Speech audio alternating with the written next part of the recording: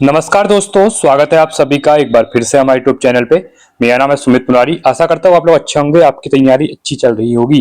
तो देखिए, उत्तराखंड के कोई भी एग्जाम आने वाले जो हैं 2026 में या दिसंबर 2025 में, तो आज हम लेके आए हैं नवंबर करंट अफेयर। ठीक है, तो नवंबर 2025 से करंट अफेयर को डिस्कस करने वाले इंपॉर्टेंट 25 क्वेश्चन रहेंगे। ये पार्ट 1 रहेगा। ठीक है, इसका अगला पार्ट आएगा जो पार्ट 6, वहां पे हम एक्स्ट्रा 50 क्वेश्चन और करेंगे, 25 क्वेश्चन और करेंगे। ठीक है, तो देखिए यहाँ पे मैं एक मंथ की 2 वीडियोस लेके आता हूँ। ऑनलाइन फॉर्म में करंट अफेयर रहते हैं, चीजें को एक्सप्लेन भी करता हूँ डिटेल में। तो ये नवंबर का रहने वाला है। इससे पहले हमने अक्टूबर और सितंबर कवर कर लिया था, तो पार्ट 1 से लेके वीडियोस चल रही है, आप देख सकते हैं। ठीक है, चलिए देखिए, अब नवंबर में पहला है क्वेश्चन। यहाँ पे देखिए, इंपॉर्टेंट है। अगर आप वीडियो को ध्यान से देखते हैं, टक टक लगा के वीडियो को देखते हैं, तो आपको चीजें यहीं पे याद हो जाएंगी। आपको कोई भी एक्स्ट्रा यहाँ पे नोट्स नहीं बनाने को, अपने लिए कोई बर्डन नहीं बनाना है। ठीक है, देखिए पहला क्वेश्चन है, अभी रिसेंट में क्या हुआ है, 53rd नंबर के चीफ जस्टिस ऑफ इंडिया, तो हमारे सुप्रीम कोर्ट के नए चीफ जस्टिस बने हुए हैं। इनका नाम है जस्टिस सूर्यकांत।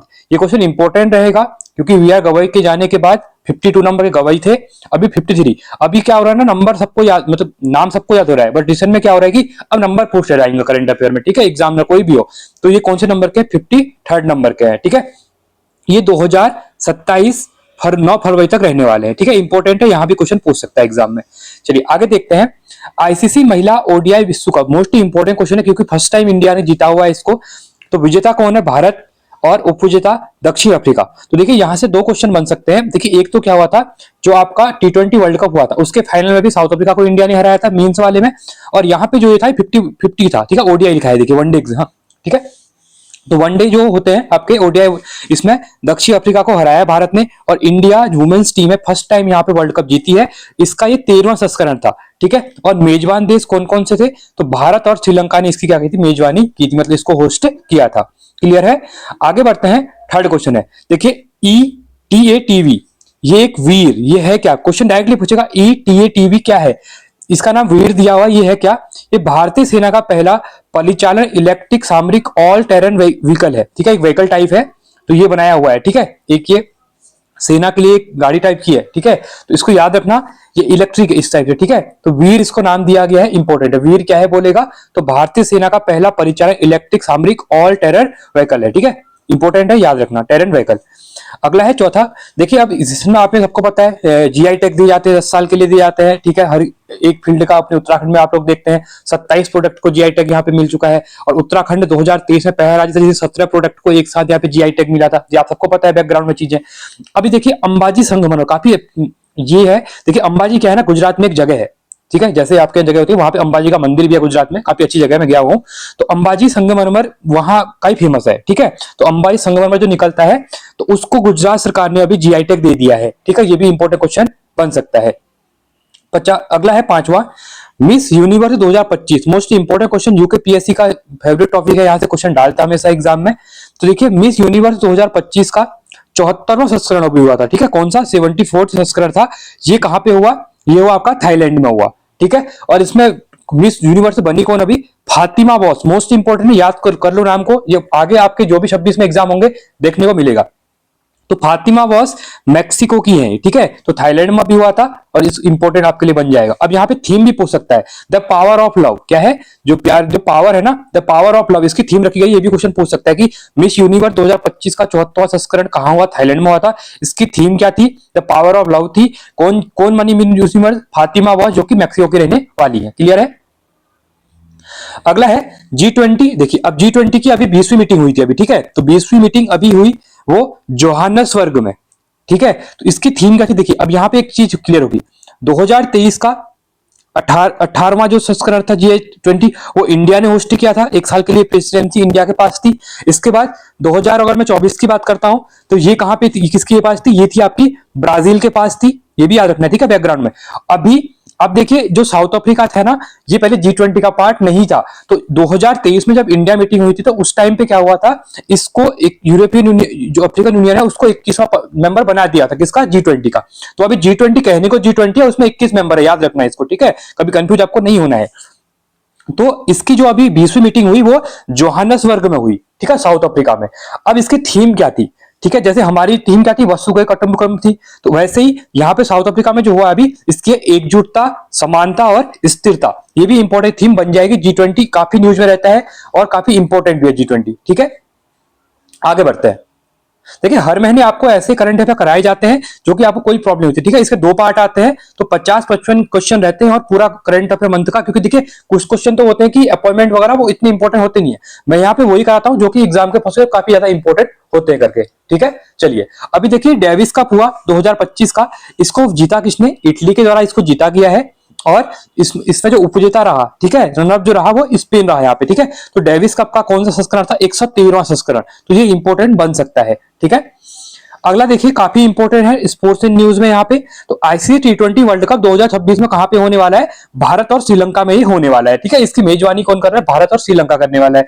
अब देखिए यहाँ पे ना, अब आपको रोहित शर्मा के बारे में पता ही है, last year T20 world cup जिताया था इंडिया को, कप्तान थे वो, तो इनको एम्बेसडर बना दिया गया है। ठीक है, एम्बेसडर बना दिया गया है किसका, T20 वर्ल्ड कप का, रोहित शर्मा को। तो ये काफी इंपॉर्टेंट है और ये एग्जाम में क्वेश्चन बन सकता है। अगला है FIDE विश्व कप गोवा में हुआ अभी 2025 का। ठीक है, इसको जीता किसने, तो जाबोस्खिर सिंदारो, ये सबसे कम उम्र के जीतने वाले बन गए हैं। ठीक है, तो इंपॉर्टेंट है, इसको याद रखना आप लोग। अगला है राष्ट्रमंडल खेल, अब काफी ज्यादा न्यूज में है अभी राष्ट्रमंडल खेल। देखिए हर 4 साल में राष्ट्रमंडल खेल होते हैं और 2010 में राष्ट्रमंडल खेल दिल्ली में हुए थे। ठीक है, तो जिसको हम क्या कहते हैं इंग्लिश में कॉमनवेल्थ गेम कहते हैं। कॉमनवेल्थ नेशन में कौन कौन से नेशन आते हैं, कॉमनवेल्थ नेशन वो नेशन आते हैं जो कहीं ना कहीं कभी ब्रिटिश के मतलब ब्रिटिश के अधिकार के अंतर्गत थे, ब्रिटिश ने उस गुलाम देश थे। ठीक है, वही कॉमनवेल्थ यहाँ पे कहलाते हैं। तो इसी में ये गेम चलते हैं, वही कंट्री रहती है जो वो कॉमनवेल्थ की इसमें मेंबर है। तो ये अभी 2030 में भारत ने बोला है इसको हम करेंगे क्या, यहाँ पे होस्ट करेंगे 2030 में जो कॉमनवेल्थ गेम होंगे। अब आपके लिए इंपॉर्टेंट क्वेश्चन है, 2026 के अभी जो होने वाले हैं ना, वो कहां पे हो रहे हैं, आप लोग कमेंट करेंगे। ठीक है, ये मैं ऑलरेडी बता चुका इससे पहले की वीडियोस में, तो आपको बताना है कि 2026 के जो कॉमनवेल्थ गेम है, राष्ट्रमंडल खेल है, वो कहां पे होने वाले हैं। 2030 के लिए इंपॉर्टेंट है अहमदाबाद। ठीक है, और ये कहां पे है, ये गुजरात में है। ठीक है, नरेंद्र मोदी स्टेडियम भी है वहां पे। चलिए अगला है 11वां, भारत पहली बार ग्लोबल बिग कैट अलायंस मतलब सम्मेलन, ये काफी इंपॉर्टेंट है, ग्लोबल बिग कैट सम्मेलन की मेजबानी करने वाला है।